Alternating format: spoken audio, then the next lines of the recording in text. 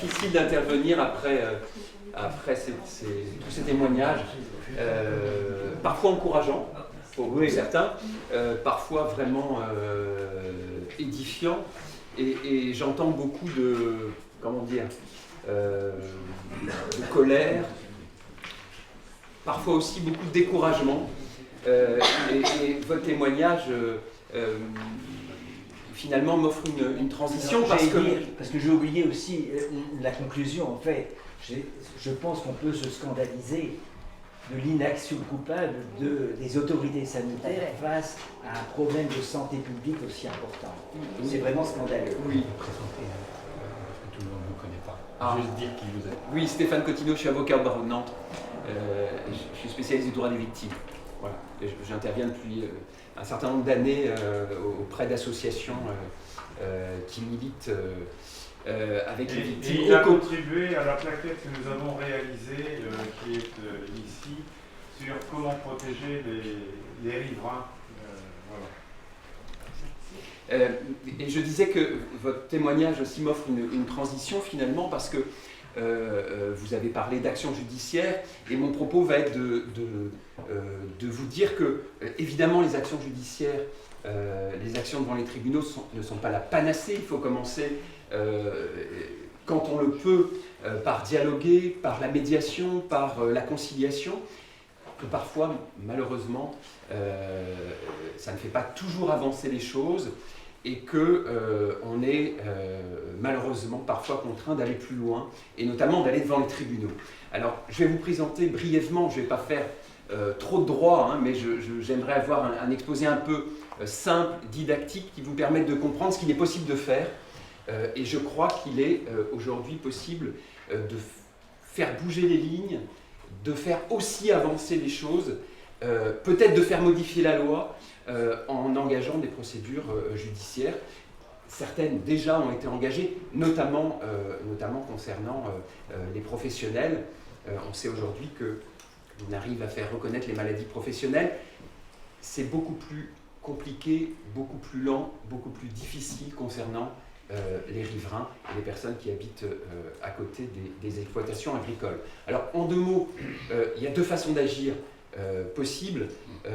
Première façon d'agir, c'est la plainte pénale.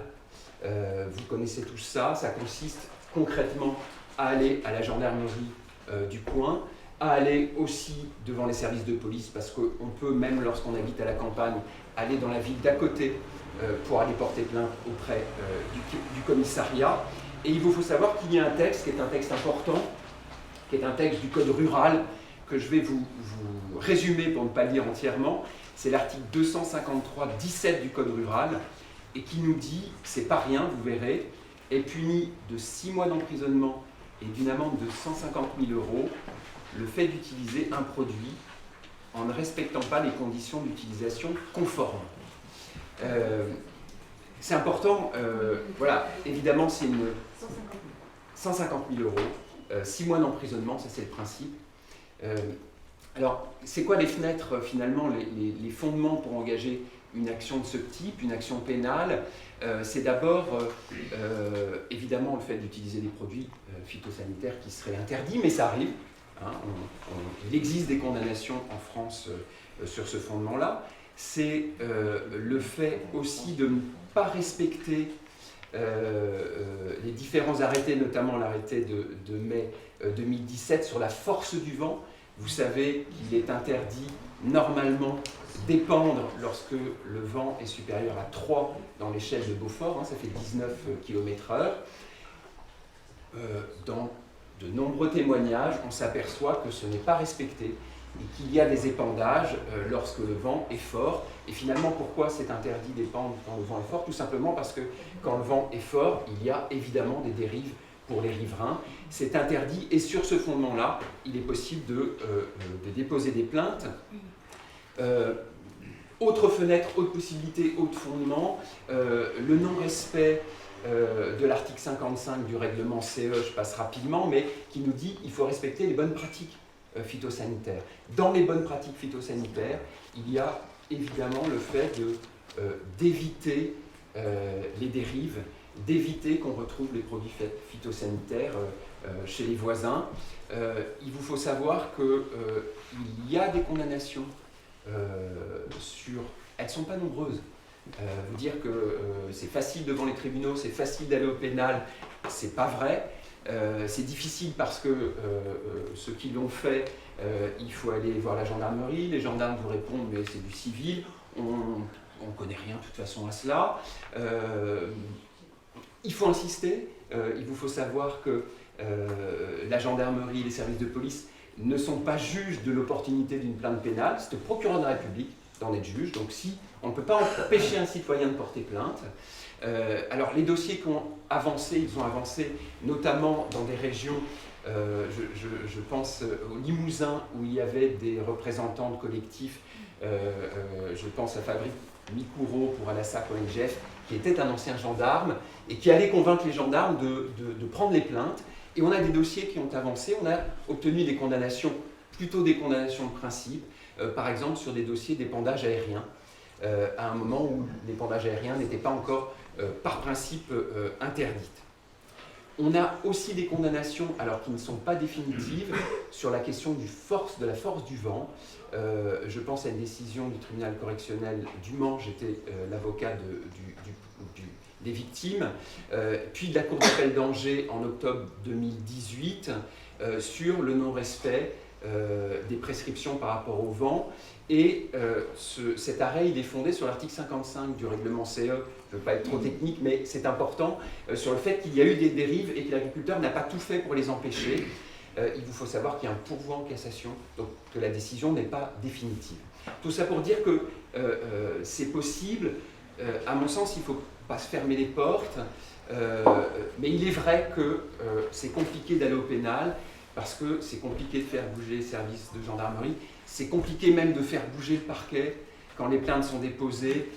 On attend souvent les prescriptions, les parquetiers qui sont formés, les parquetiers c'est les procureurs de la République et leurs substituts sont formés finalement au droit commun assez peu à cela. Néanmoins je pense qu'il faut porter plainte parce que même si ça ne va pas jusqu'au bout, ça vous permet d'avoir une audition de l'exploitant agricole, ça vous permet d'avoir une enquête, ça vous permet de connaître quels sont les produits utilisés. Et ça, c'est vraiment important pour la suite, notamment si, comme je le préconise plus tôt, vous souhaitez engager une procédure civile. Parce qu'il est possible aussi d'aller au civil, vous en parliez tout à l'heure, hein, devant le tribunal d'instance ou le tribunal de grande instance. La différence au civil, c'est que c'est à vous d'apporter les éléments de preuve. Hein. Personne ne fait l'enquête à votre place. Il vous faut néanmoins savoir qu'il y a un fondement juridique qui est vraiment intéressant, c'est le trouble de voisinage. C'est un fondement très courant qui est utilisé lorsqu'il y a des nuisances sonores, lorsqu'il y a des nuisances olfactives. Il y a plein de jurisprudence là-dessus et il y a des condamnations pour trouble anormal de voisinage. Et c'est un fondement intéressant parce qu'on n'a pas, comme c'est le cas souvent en droit de la responsabilité, lorsqu'on est victime d'un accident, on n'a pas à démontrer la faute de l'exploitant agricole. On n'a pas à démontrer la faute, un lien de causalité, un dommage, on a juste à démontrer, et c'est vraiment important parce que ça facilite les possibilités d'action, on a à démontrer que ce trouble est anormal, excède les inconvénients normaux de voisinage, c'est ce que nous dit la loi. Et il y a assez peu d'actions qui ont été menées sur ce fondement-là, c'est dommage. Il y a eu beaucoup de transactions avec des assureurs, moi j'en ai fait beaucoup, je pense notamment à des agriculteurs bio qui avaient perdu leur agrément écossaire parce que les voisins n'avaient pas fait attention. On obtient auprès des assureurs des indemnisations, mais c'est vrai qu'il n'y a jamais eu de dossier emblématique sur cette question-là. Il y en a eu dans d'autres domaines. On parlait des antennes relais d'hypersensibilité. Il y a un arrêt très intéressant de la Cour d'appel de Versailles qui est d'octobre 2009. Il n'y a jamais eu de pourvoi en cassation, donc il est définitif. Et cet arrêt nous dit des riverains ont gagné sur un trouble de voisinage. On leur dit, alors même qu'il y a un doute sur le risque sanitaire, il n'y a plus de doute aujourd'hui concernant les pesticides, on le sait, mais cet arrêt qui concernait les antennes relais dit il y a un doute, mais ça suffit pour créer un trouble d'angoisse qui est un trouble de voisinage. Ça veut dire que c'est un arrêt très très fort qu'on peut utiliser dans le domaine des pesticides, dans un domaine où aujourd'hui on a beaucoup, malheureusement, j'allais dire, d'éléments de preuve et d'éléments scientifiques qui démontrent la dangerosité. Et il me semble que cet arrêt il permet d'aller aujourd'hui devant les tribunaux pour trouble anormal au voisinage et peut-être pour engager des actions en responsabilité plus fortes lorsqu'il y a des personnes qui sont malades. Là aussi, ça n'a jamais été fait. Je pense que ça devra être fait. Et je pense à une réunion que vous organisez, Marie-Lise, il y a quelques années où j'étais présent, et où les agriculteurs présents, moi ça m'avait beaucoup marqué parce que les agriculteurs, enfin les viticulteurs qui étaient présents ce jour-là étaient assez dans la remise en question, étaient venus nous parler après et disaient on a peur d'une chose, c'est d'une action judiciaire concernant ce type de choses, une action judiciaire personnelle.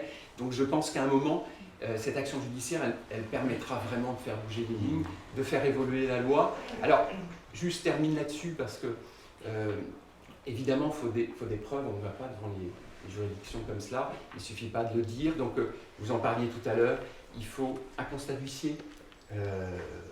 Ça peut être, l'huissier arrive, il y a l'épandage. Ça peut être aussi, c'est important, de faire des relevés sur vous ou sur les végétaux. Mais attention, ces relevés doivent être faits par l'huissier et envoyés par l'huissier auprès du labo.